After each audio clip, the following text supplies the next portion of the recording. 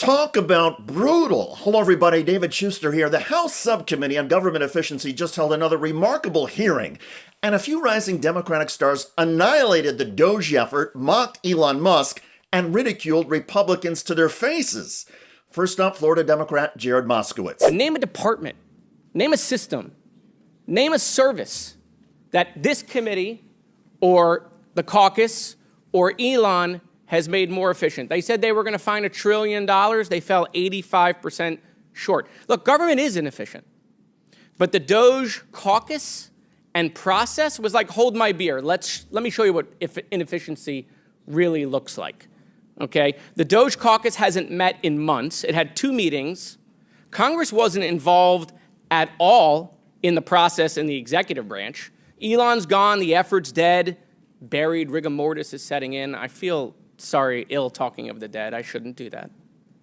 But I mean, seriously, the Newark airport, that is the key example for the American people. You want to talk about how did we make government more efficient? We didn't. We made government the Newark airport. Because of air traffic control cuts, Newark Airport in New Jersey is severely short-staffed, causing massive flight delays and countless cancellations.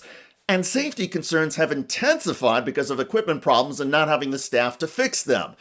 At the Department of Veteran Affairs, wait times have increased and call centers are short-staffed. At the Department of Social Security, service centers have been eliminated and payments are being delayed. And then there's the Federal Emergency Management Agency. Certainly, we've not made FEMA more efficient. The administrator apparently doesn't know there's a hurricane season. Wait till he finds out there's 5 categories. We're going to blow his mind. Nothing has been made more efficient by DOGE. No new technology in any of these departments, no lower costs, hasn't happened, right? We promised to tackle the national deficit and debt. They haven't done that. They've made it worse by the big, bloated abomination bill, okay? I mean, Elon has turned on them, but he's telling the truth. The bill will add to the deficit, and it will add to the debt. To be fair, as Moskowitz noted, the Republican bill defunds some government programs that the GOP has long despised. This is through what's known as a rescission, or a formal process to rescind money that Congress has already allocated. So there will be a chance for all lawmakers to weigh in on some DOGE recommendations. But even this has generated ridicule. Here are the wins for congressional Republicans. You ready? They're going to do a $9 billion rescission bill, okay, which they're going to get rid of Elmo, which the American people were clamoring for, okay, but they're going to add $2.4 trillion to the debt, $9 billion versus $2.4 trillion.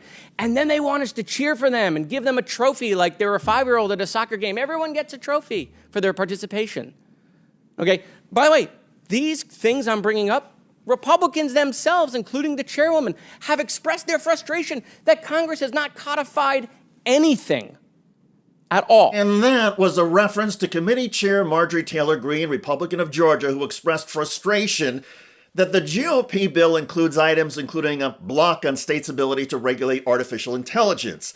Greene says she didn't know that was in the bill until after she voted to approve the measure. Greene's "I didn't read the bill" excuse has prompted ridicule as well. And MTG's highest profile nemesis on the Democratic side of this committee, Jasmine Crockett of Texas, opened fire on MTG and other DOGE Republicans for turning the committee itself into a joke. Every time I come in here, I really do wonder, what is the point? Like, why are we here? Because it doesn't seem like we're doing efficiency, right? Like, have we seen Elon? No. Have we seen anybody that works for DOGE? No. But we're in the DOGE subcommittee and we're talking to everybody but the DOGE people. Crockett pointed out that even though Elon Musk and his DOGE staffers never testified or made an appearance in front of the committee, the power of Musk is still evident in every discussion and debate. Because Elon is looming over every single DOGE hearing. You know why? Because that's supposedly what Elon was heading up, but now they don't want to talk about Elon. Because Elon now is a little upset. There's a family spat that's obviously going on, and it is going to play out, it seems like, all over Twitter. Committee Republicans said it is ironic that Democrats are now praising Elon Musk after months of hammering him.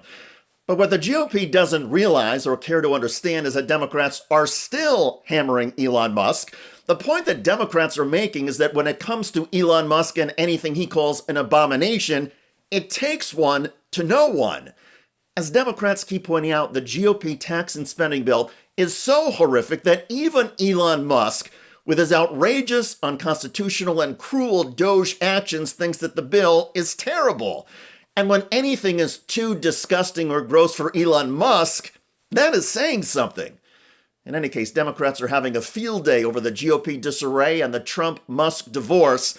And thanks to at least a few Democratic lawmakers with some wit and biting rhetoric, these hearings have become must-see TV. By the way, as the Trump migrant deportation efforts intensify, several ICE agents are now getting confronted and shamed.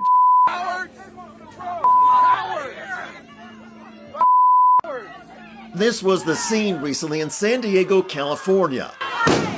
Those are flashbangs fired by ICE agents to try and clear people blocking that ICE vehicle.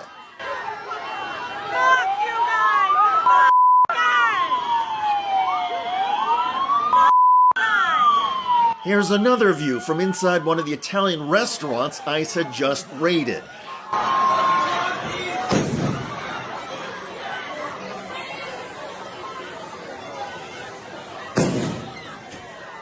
The Immigration and Customs Enforcement agents wearing combat gear and pointing weapons arrested more than a dozen restaurant staff. Check out that video at the link below. I'm David Shuster. Thanks for joining us.